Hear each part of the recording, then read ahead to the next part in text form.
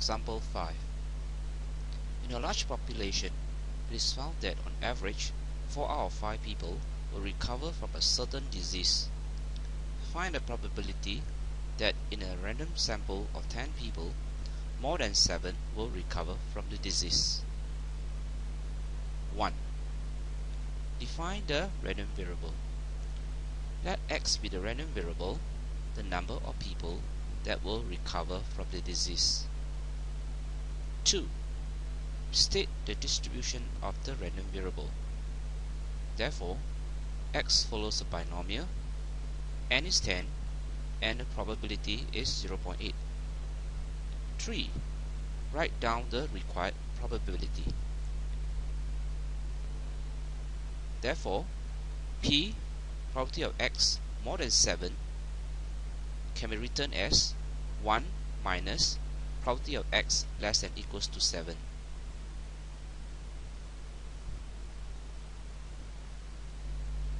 And using a GC, you end up with 0.678.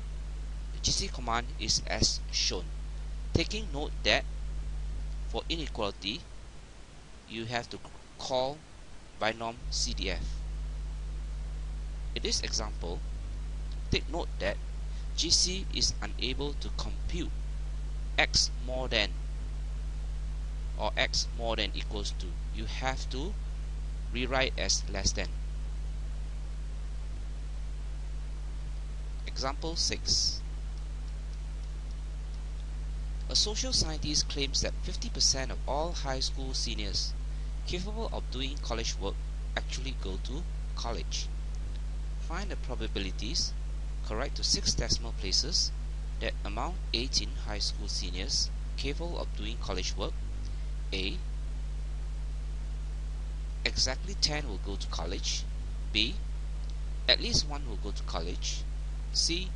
At least 2, but not more than 6 will go to college. 1. Define the random variable. Let x be the random variable, the number of high school seniors that will go to college. 2.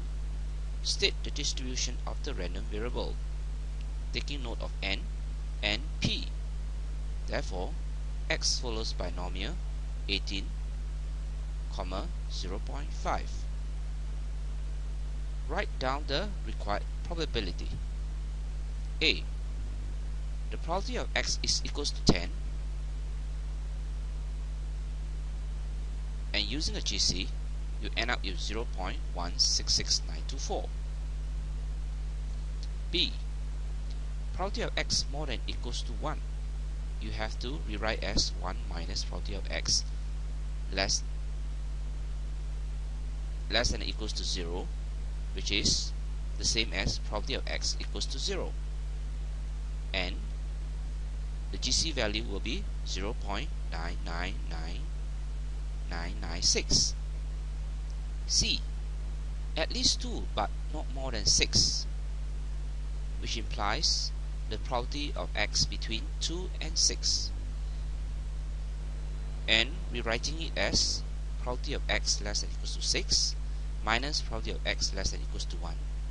And again, using the GC values, you should be able to get 0.118870.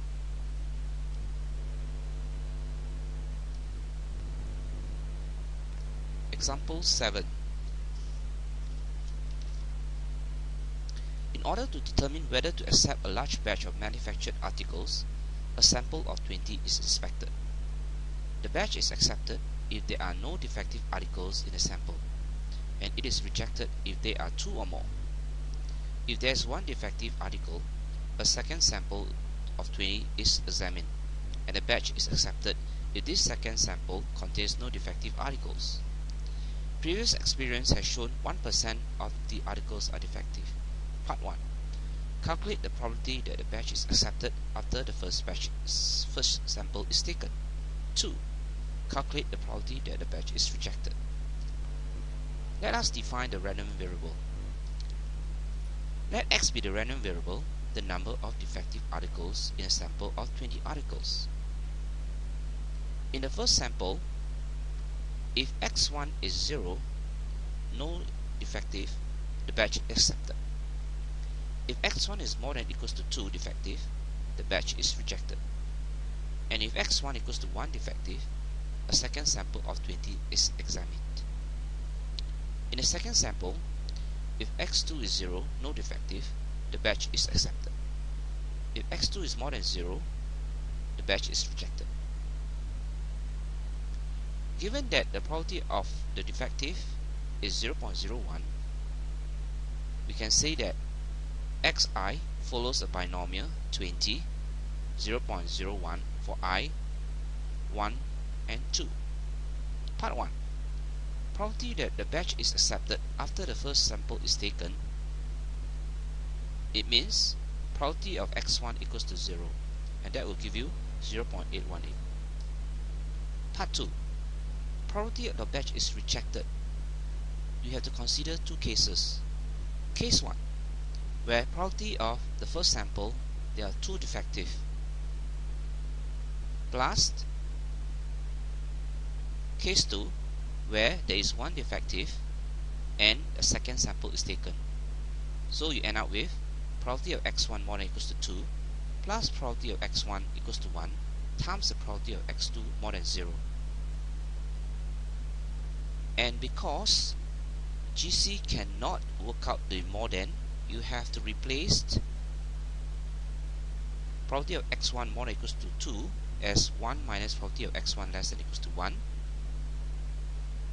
And similarly, for probability of x2 more than 0 as 1 minus probability of x2 equals to 0. And using your GC, you end up with 0.0469.